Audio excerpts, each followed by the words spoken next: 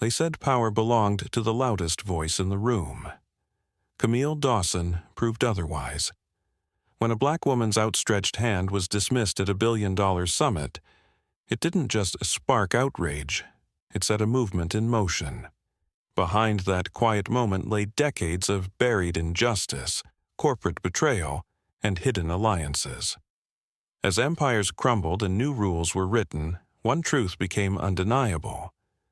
Real change doesn't start with noise. It starts with resilience, strategy, and the courage to build something better from the ashes. In just 7 seconds, Camille Dawson shattered the illusion of corporate progress. The handshake she extended to the towering CEO, Preston Vale, was left hanging in the stale ballroom air, while hundreds of cell phone cameras caught the moment from every angle. The footage exploded across social media before the gala even ended, a tight, visceral symbol of a deeper rot that polite society often pretended not to see. To some, it looked like a simple snub, a moment of awkwardness. But for those who had walked in Camille's shoes, it was instantly recognizable, the collision between implicit bias and unchecked power. Preston's slight was not premeditated, yet neither was it accidental. Decades of psychological conditioning, the kind that equated authority with whiteness and competence with conformity, had surfaced at the worst possible time. Camille, a 36-year-old black woman and a rising force in sustainable finance, represented everything Preston's world viewed as an anomaly. She was young, brilliant, and unbought. That combination triggered something deep within the old guard. A silent calculation that still measured worthiness by outdated, exclusionary standards. The gala itself, a summit for global ESG leaders, had been billed as a celebration of diversity and inclusion. Yet the room smelled more of performative branding than genuine change. Whispers about carbon-neutral portfolios and community investments floated under chandeliers crafted by companies with documented labor abuses. Camille knew the game. She had played it for years, smiling through microaggressions, excelling without complaint, building a war chest of strategic alliances. What Preston never saw coming was that this moment was not an accident. It was a trigger, carefully anticipated. Camille's allies had already positioned themselves within Vale Global's supply chains, legal departments, and investor networks. The system that once excluded her was about to be turned against itself, not with anger, but with precision. As the viral video continued to gather momentum, a quiet reckoning stirred beneath the gala's polished surface. The dismantling of a dynasty had already begun. By sunrise, the footage of Camille Dawson's rejected handshake had surged past 5 million views. Headlines blazed across every platform. Power play or prejudice? Silent racism caught on camera. ESG gala scandal, the moment that changed everything. Inside Vale Global's Chicago headquarters, panic set in. PR teams scrambled to draft statements, but the damage was already compounded by freeze-frame dissections and slow-motion breakdowns flooding TikTok, YouTube, and LinkedIn. Analysts pointed out the subtle flinch Preston Vale made before turning away. Micro-expression experts weighed in, citing telltale signs of contempt. On cable news, a viral forensic analyst highlighted the acoustic texture of the room. When Preston ignored Camille's hand, the ambient noise dipped by nearly 5 decibels, a collective holding of breath. It wasn't just a corporate embarrassment, it was an archetype, echoing centuries of exclusion in a single, undeniable image. At the same time, Camille sat quietly in a downtown coffee shop, hood pulled low over her braided crown. She sipped bitter black coffee, scrolling through reactions with a detached focus. Rage burned across social media, but so did opportunism. Politicians, activists, and corporate rivals all tried to claim her story. Camille understood the psychological forces now unleashed. Public shame triggers the power holder's primal instincts: deny, minimize, deflect. And true to form, Preston's inner circle had launched a whisper campaign within hours. Anonymous sources suggested Camille had misinterpreted the situation. Leaks framed her as overly sensitive, divisive, not a team player. Meanwhile, Naomi Brooks, the company's newly promoted head of sustainability, found herself caught in a silent crossfire. A black woman who had championed Camille's entrance into Vail Global's inner circle, Naomi was now quietly stripped of authority. Invitations to executive meetings disappeared from her calendar. Her access to strategic documents became restricted. At the Monday board meeting, the subtle sidelining turned explicit. Naomi's quarterly environmental impact report, scheduled for presentation, was reassigned without explanation to a junior executive. As she sat in the glass-walled conference room, watching her work paraded without credit, the unspoken message was clear. You are visible only when convenient. In an upstairs corner office, Harper Vail, Preston's 29-year-old daughter and head of brand responsibility, scrolled the trending hashtags in growing horror. Raised in privilege, she had long defended her father's reputation. But the incident forced a confrontation she could no longer avoid. Her father's slip wasn't isolated. It was a rupture revealing decades of quietly sanctioned prejudice beneath the company's polished ESG campaigns. Harper's phone buzzed again, another staff memo, this one announcing the formation of a diversity recovery task force, chaired by Preston himself. The irony was suffocating, fixing the brand's image without addressing the rot inside. Harper slipped into a side elevator and descended to the archives floor, where decades of Vail Global's internal audits and corporate acquisitions were stored. If Camille's moment was a match, Harper suspected there was a powder keg hidden in those files. Elsewhere, Camille's longtime strategist, Marcus Lowe, met discreetly with a small team of investigators in an unmarked office across the river. Plans long in motion had just accelerated. Marcus revealed encrypted files showing that Vail Global had quietly dismantled at least 6 minority-led sustainability startups over the last 10 years, swallowing patents, firing founders, erasing innovation to protect dominant interests. Media outlets, once deferential to Preston, sensed blood in the water. Independent journalists picked apart Vail Global's environmental claims, revealing contradictions between public ESG reports and confidential emissions audits leaked from whistleblowers. At the Securities and Exchange Commission's New York office, a small team had already opened a preliminary inquiry. The economic landscape had shifted. Post-pandemic regulatory bodies were under public pressure to show visible action, not just quiet settlements. Camille, watching it unfold, remained composed. Her plan had never been to destroy Vail Global in anger. It was to force a reckoning too large to be buried in PR statements, not through drama, but by exposing patterns too old, too systemic, and too dangerous to ignore. The backlash wasn't personal, it was structural, and it was only beginning. The first strategic blow came not from social media but from inside Vail Global's own infrastructure. 3 days after the Handshake scandal, a quiet but devastating acquisition shook the financial world. Lumina Tech, a mid-sized software company specializing in carbon tracking and ESG compliance software, critical to Vail Global's sustainability reporting, was sold. The buyer remained anonymous until regulatory filings revealed the truth. Camille Dawson's venture arm, Obsidian Impact, had secured a 57% controlling interest. The effect was immediate and chilling.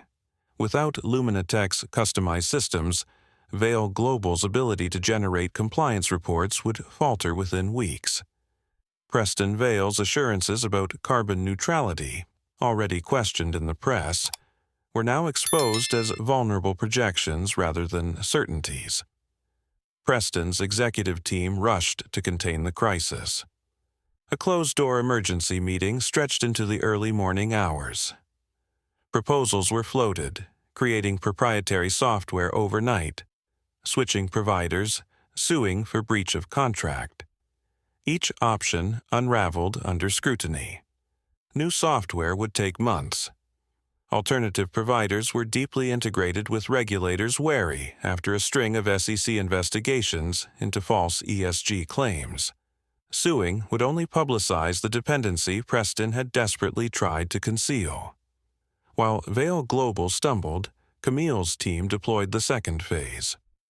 Marcus Lowe coordinated with investigative journalists to leak select documents showing that Vail's offshore sustainability partnerships, heralded as impact investing milestones, had quietly funneled money through shell corporations. Not only were these projects ineffective, but some had links to companies flagged for environmental degradation in Southeast Asia and West Africa. The revelations sparked global outrage. ESG watchdog groups demanded audits. European investors, already under strict new disclosure rules, announced they were reviewing their Vail Global holdings. At the same time, an anonymous whistleblower complaint filed with the SEC included forensic-level data about internal discrepancies in Vail's emissions reporting.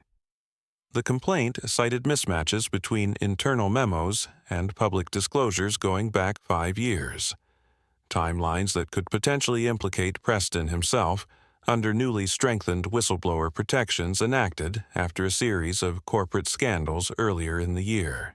Internally, fractures deepened. Naomi Brooks, marginalized but still observant, noted the sudden silence among colleagues she once mentored. Elevators grew emptier. Conversations ended abruptly when she entered rooms. Invitations to client dinners evaporated. Cultural dynamics within the company sharpened. Black and brown employees who had been showcased for external campaigns were now subtly encouraged to lay low. Mentorship programs were paused. A quiet purge unfolded under the guise of operational streamlining. At one town hall meeting, a new phrase entered the company lexicon: returning to core values. The phrase sounded benign, but to employees of color, it carried an old, familiar sting.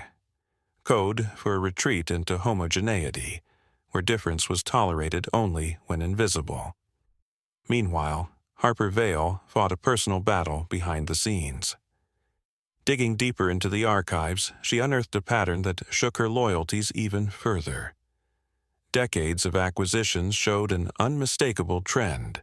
Minority-led companies were acquired, their branding paraded for diversity credits, then quietly absorbed or dissolved once media attention faded. The pattern wasn't strategic growth.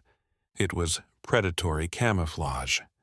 Harper compiled everything she found into a private dossier, torn between protecting her family name and exposing what she now understood was institutional rot. Elsewhere in Chicago, Camille convened a small, discreet group of advisors in a converted warehouse serving as Obsidian Impact's headquarters. The group included activists, financial strategists, and former regulators. This wasn't just about dismantling Preston Vail's empire. Camille wanted to create new frameworks to prevent another Preston from rising. Real ESG standards, verified community reinvestment commitments, independent ethical oversight, not as branding exercises but as structural foundations for future ventures. At the meeting's end, Camille stood at the head of the long table, a simple black coat wrapped around her. "This isn't just a reckoning," she said. "It's a reconstruction." The next day, another strategic strike landed.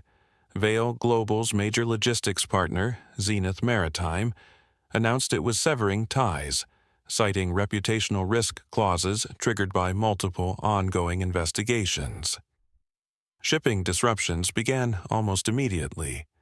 Production timelines for Vale's renewable energy division, the company's most visible growth area, collapsed.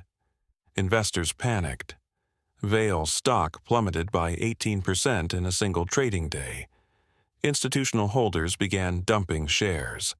A major ESG-focused investment fund reclassified Vale Global from sustainable to watch list, citing serious concerns about governance and transparency. All while, Camille never once gave an interview, never issued a statement, never called Preston's name directly. The system that once ignored her now worked in her favor, driven by forces bigger than outrage: investor fear, regulatory scrutiny, and the public's growing hunger for real accountability. The collapse was no longer a question of if, only how fast.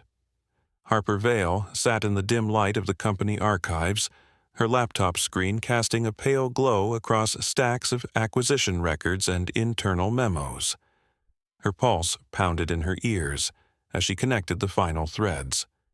This wasn't about one bad decision or one careless moment at the ESG gala.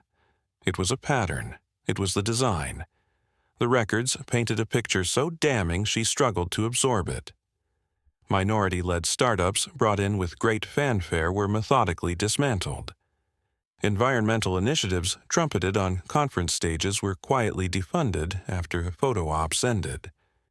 Reports about corporate partnerships in historically black communities boasted investments that had, in reality, never materialized. Harper closed her laptop and leaned back in the stiff leather chair. Her father, Preston Vale, had built his legacy not on innovation, but on erasure. Worse, he had weaponized the language of progress, sustainability, diversity, inclusion, as shields against scrutiny. The very values Harper had once believed in were manipulated as branding tools, not principles. A knock at the archive door broke her trance. It was Julian Grant, a junior analyst who had quietly supported her behind the scenes. "You need to see this," he said, sliding a file across the table. Inside were internal emails between Vale's legal team and an outside contractor. They discussed surveillance operations, not just on employees like Naomi Brooks and Camille Dawson, but on journalists flagged as potential risks. Metadata revealed that Camille's financial holdings had been scrutinized long before she was ever invited to the ESG summit. It wasn't paranoia. Camille had been targeted. Harper felt the first true fissure inside her. The daughter who had always sought her father's approval crumbled beneath the weight of what she now knew. She realized she had been complicit, even if through ignorance. Every time she smoothed over a controversy, every time she defended the brand, she had helped preserve a system built to exploit and exclude. That night, Harper didn't go home. Instead, she drove to a small community center on Chicago's South Side, one of the few partnerships that Vale Global had actually honored, likely because public scrutiny had been too intense to abandon it. In a fluorescent-lit office, she met with Camille and Marcus Lowe for the first time, face-to-face. Camille looked tired but unyielding, her expression unreadable. "You're not here by accident," Camille said quietly. Harper placed the flash drive on the table. "I have records," she said. "Internal communications, audits, acquisition memos, surveillance reports. It's all there." For a long moment, no one moved. Then Camille leaned forward, her voice low and deliberate. "Why now?" Harper swallowed hard. "Because I helped build the lie," she said. "And I can't live inside it anymore." Camille studied her, seeing not absolution, but an opportunity. "We're not after a headline," Camille said. "This isn't about destroying a man, it's about exposing a system. If you're in, you need to understand what that means." "I understand," Harper said, voice steady now. Whatever it costs. The plan shifted that night. With Harper's documents, the team gained irrefutable proof that Vail Global's misconduct wasn't isolated. It was systemic, deliberate, and ongoing. The next morning, Camille's team coordinated simultaneous leaks to multiple outlets: business publications, environmental watchdogs, civil rights organizations. Rather than giving Preston Vail a single target to attack, they overwhelmed the system. The leaks were timed with precision. Financial misconduct at dawn. Environmental fraud by noon. Targeted surveillance by nightfall. Each revelation carefully sequenced to maximize public outrage while regulators scrambled to respond. Social media exploded again, not just with anger, but with forensic analysis. Hashtags like Shiui's Vail Vanish and systemic sabotage trended for days. TikTok creators broke down the acquisition patterns in 30-second explainers. LinkedIn became a battlefield as corporate insiders debated the ethics of impact investing. By the end of the week, 2 major institutional investors announced divestment from Vail Global, citing material governance risks. The stock price plunged another 12%. Congressional committees signaled interest in formal hearings on ESG fraud. Camille remained publicly silent, letting the evidence speak, letting the system eat itself, and for Harper there was no turning back. Preston Vail's downfall didn't come from a single knockout blow. It was death by 1,000 verified facts, each slicing deeper into the empire he had spent 30 years constructing. By the second week after the ESG gala, Vail Global's board had convened 4 emergency sessions. External auditors poured through sustainability claims. Shareholders demanded explanations for disappearing contracts.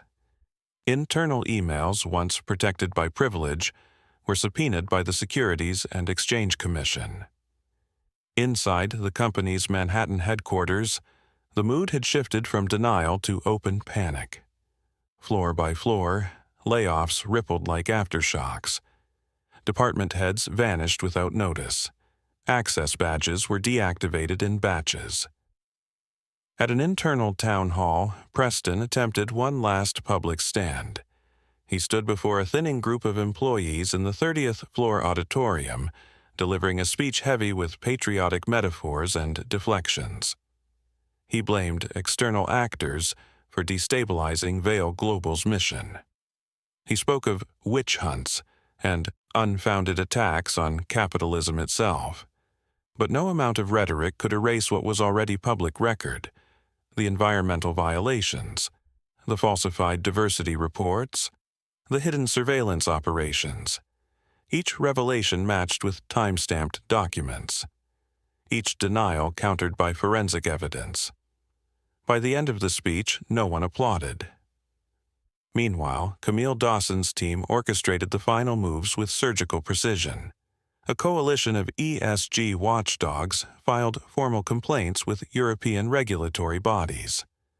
Environmental justice groups filed class action lawsuits on behalf of communities misled by Vail's abandoned clean energy promises.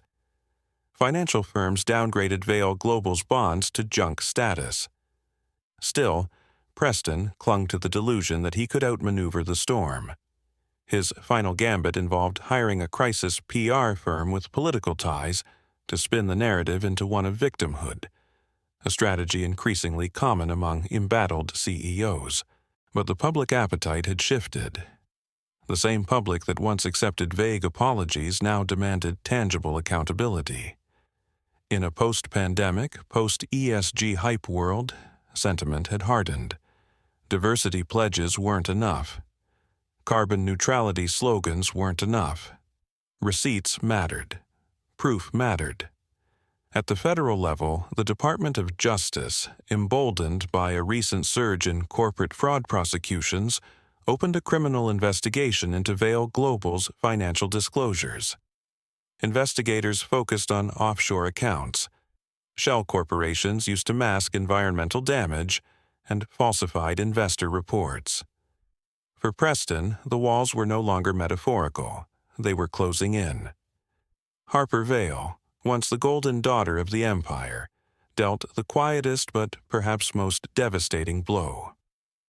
She sat for an interview with a major financial news outlet, not to tell her side of the story, but to disclose the internal evidence she had helped compile. In the interview, Harper spoke plainly.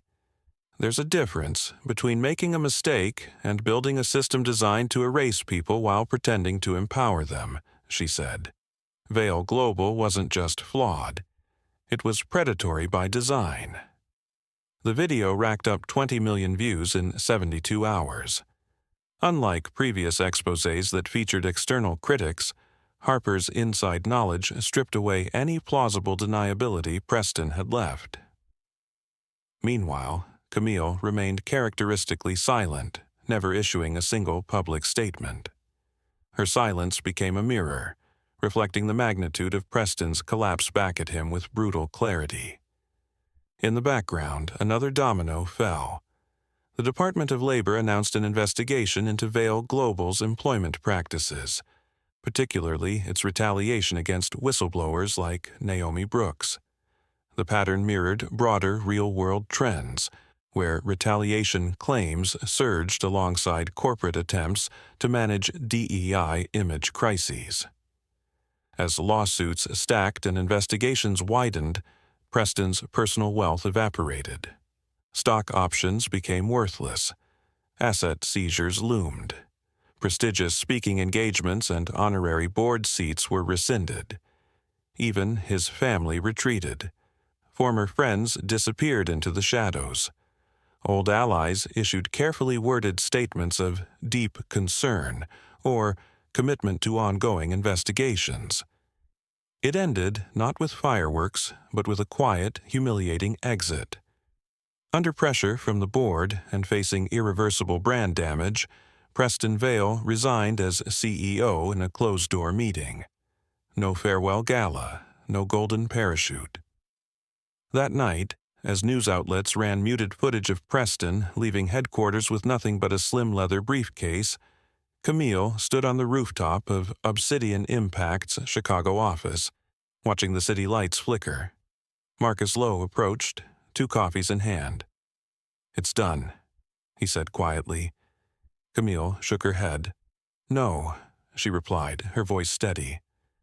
"The real work is just beginning." Because dismantling one man's empire was never the goal. It was about breaking the system that allowed it to thrive. And in that long, slow, necessary work, Camille was only just getting started. 6 months after Preston Vale's resignation, the skyline of Chicago looked different through Camille Dawson's eyes. Not because the buildings had changed, but because the spaces between them now seemed full of possibility instead of obstacles. Vale Global was no more. Its remnants had been absorbed into Obsidian Impact's new initiative, Horizon Equity Partners, a firm built from the ashes of predatory capitalism, but guided by different principles. Transparency, accountability, true community investment. Camille refused to simply reverse the system. She understood that revenge was not justice. She wasn't interested in replicating Preston's empire with a different face at the top. She wanted to reconstruct the architecture itself. Her first move was symbolic but powerful.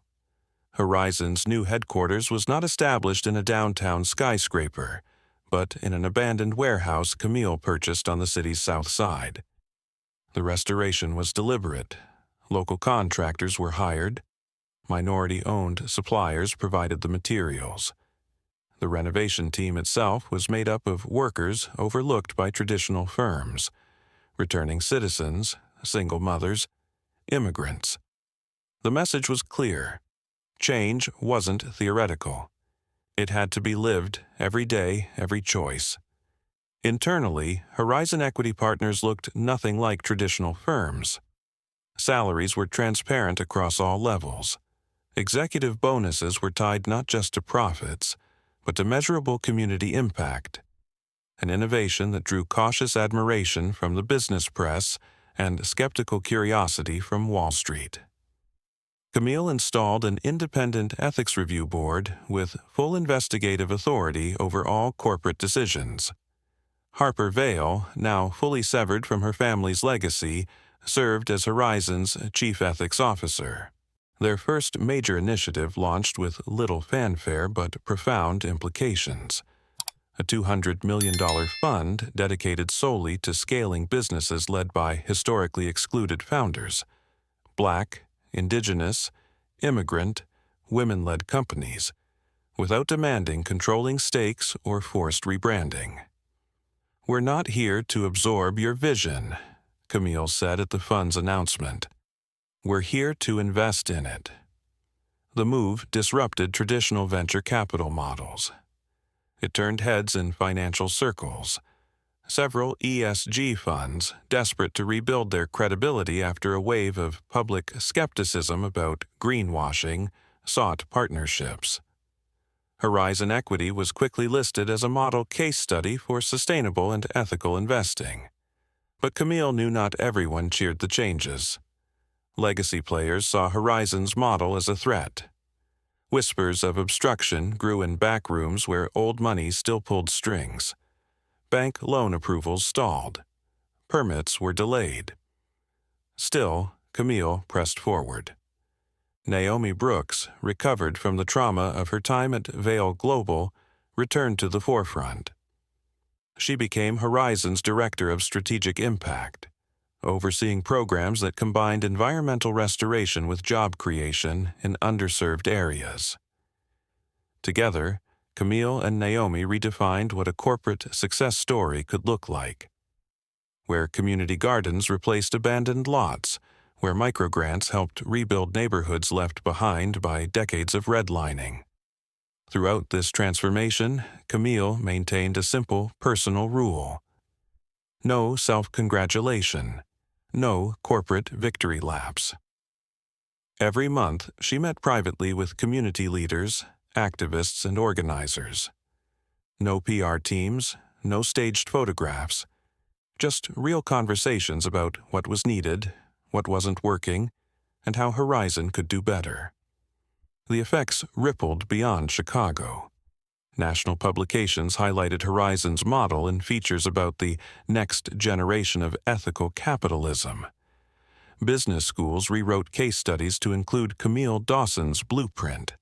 A movement began forming around the principles Horizon embodied, one that attracted young entrepreneurs disillusioned by performative DEI initiatives and greenwashed promises. Meanwhile, regulatory bodies, emboldened by the public exposure of companies like Vale Global, began drafting new frameworks. Updated ESG regulations demanded third-party audits. Disclosures of diversity data became mandatory in several industries. Camille watched these shifts not as victories, but as beginnings. Because real justice was never about a headline. It was about creating ecosystems that couldn't be undone by the next powerful person to sit in a corner office. On a rainy Thursday afternoon, as workers planted saplings around Horizon's renovated headquarters, Camille stood by the large glass doors, watching. Marcus Lowe approached, umbrella in hand. "You ever stop to look at what you've built?" he asked. Camille shook her head with a small smile. "It's not built yet," she said. "We're just laying the foundation." And this time, it would belong to everyone who had been shut out of the towers that once reached for the sky but never touched the people on the ground. Not every battle ended cleanly. As Horizon Equity Partners rose in influence, Camille Dawson faced a reckoning not just with the world she sought to change, but with the people she had once trusted. Victor Ward, a former strategist from her earliest ventures, had quietly re-emerged. Victor believed in results above all else. Where Camille saw justice through systemic transformation, Victor saw an opportunity to consolidate influence across industries under the banner of ethical investment. He launched a parallel network of shell companies, operating under names that mimicked Horizon's language. Words like equity, sustainability, impact, but whose practices mirrored the old ways. Silent acquisitions, aggressive contract clauses, non-disclosure agreements that muzzled dissent. When Horizon's Ethics Review Board flagged suspicious activity tied to Victor's network, Camille realized the uncomfortable truth. Some who claimed to follow her vision had twisted it to serve themselves. Victor requested a private meeting.